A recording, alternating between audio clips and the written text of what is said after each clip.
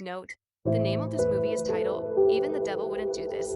This movie is about five relationships that has a sinful, iniquitous, depraved, evil-hearted, mindless, incautious, devious, mendacious, secretive, redoubtable, somewhat true life story of five women that would say and do anything toward their boyfriends and husbands, only because they were born visually impaired. The first husband, his name is Gary David Hilton Jr. He's from Raytown, Missouri. He's African American, and he was born blind. He loves to make and create his own superhero comic book characters. He writes R&B and rap music. He also enjoys writing movie and screenplays as well. At a young age, he was born with a super gifted capability of mocking, mimicking, and impersonating any person, sound, or thing. Gary Hilton's wife's name is Latasha, Janelle Imani. She's from Grandview, Missouri. She's African American. She's a veterinarian, and she loves taking pictures of everything. Her favorite colors are yellow and purple. Gary met Latasha through his best friend, named Antoine Cornell Steels. When they first met, Latasha cared less about Gary's disability. After 2 great wonderful months of knowing each other, they both became madly romantically deeply in love.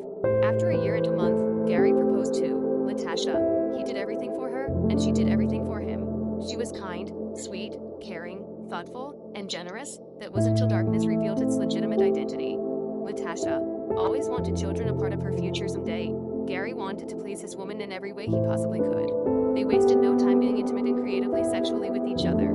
This sex season went on 4 hours, days, weeks, and months. All through that intercourse marathon, she wasn't able to get pregnant. But here's the darkest, sneakiness, unexpected, most devilish thing a person could ever do. In the process of them trying to have a baby, Latasha was secretively taking birth control. For the last 5.5 months of their marriage, Gary's wife's best friend, April Latrice Watson, told Latasha to have an affair on her husband because individuals that was born with a disability, such as her husband Gary, don't get me wrong, Gary is the most fantastic, intelligent, brilliant, great-looking man I know, but people like him can only produce and father handicapped and blind babies. Latasha gave it some thought of what her friend shared with her. She took it into action and did just that. When she had the chance, she wasted no time sleeping around on her husband.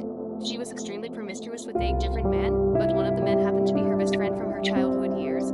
His name is Aaron Jacob Gilmore. 9 months have finally arrived, and Latasha gave birth to a healthy baby girl named Latoya Chanel Aaron Hilton Latasha explained to her husband Gary the reason why she chose to give their daughter the name Aaron is because her favorite auntie, her father's baby sister's name is Aaron. She had promised her auntie a year before she died to lupus and stomach cancer that she would name her first daughter Aaron. That was the manipulative lie she told her husband Gary. Immediately Gary gave it some thought, and then asked his wife, "Who is Auntie Aaron? You never once mentioned her to me." Latasha replied by saying, "The reason I didn't mention her to you is because I didn't want to well up the painful memories of my auntie passing away from lupus and cancer." Gary uttered and said, okay, I guess that's understandable, but I would like to know more about your Aunt Aaron." After 3 days of the birth of their baby girl, Gary's family was super excited to introduce themselves to the new member of the family. When they arrived over to Latasha and Gary's house, they all quickly introduced themselves to their cousin, niece, and granddaughter baby Latoya. But little did they know, baby Latoya's ethnicity nationality was unexpected, surprisingly Caucasian. His family was in shock and confused. One of Gary's brothers told him that you and I need to have a private family discussion, brother to brother, in another room perhaps. Gary's brother's name is Cordell Levanter Harrison. Cordell began by congratulating his brother into fatherhood. Alright, okay, I love you, bro. Please listen to what I need to tell you, Gary said. "What's going on? See, get it to me straight, bro ham. Keep it at 100, and then Cordell as bluntly as he could said, "Gee, Latoya is a beautiful, gorgeous baby girl, but the worst and sad news is, Latoya is not your daughter." Then Gary uttered out loudly in a rage, "Man thought that shit you talking. Are you telling me, the woman I've been deeply in love with, for the past 2 years I've been a complete make-believe bullshit fairy tale?" And Cordell said, "Ask your wife, man, ask your wife. You need go in there and talk to her, alone, only she knows the truth." Gary and his wife, Latasha, had a very, very long heated discussion about the past, present, the future, their marriage, and most importantly, who is baby Latoya's biological father. Latasha briefly told her husband, "You were sent into my life only to be my husband and to financially provide for my future and costly needs, but not to be the father of my kids." And then she said, yeah, the immoral ending of this situation is, Latoya is not your daughter. The biological father of Latoya is my best friend, Aaron, and I have been sleeping around on you for a year and a half. Tonight with Aaron as soon as he'd get home from work. Gary was speechless. He had his head hanging down low towards the ground, while a flood of tears ran down his face like a wet rainstorm. If I wanted to, I could easily be mean and hateful towards you, but then that would make me the definition of who you are, is what Gary said confidently to his wife. That same night, with Tasha and her daughter moved in with Aaron and began a whole new chapter with someone else. About 8 years passed by, and during all that time, Gary was remarried for the last 6 years to a beautiful, sexy, sophisticated, diamond, queen, woman named Epiphany Sinclair. Janae Hilton. She's originally from Buffalo, New York, but she stays in Delwood, Minnesota. Gary moved to Delwood, Minnesota after his divorce was final. That's how Gary and Epiphany officially met.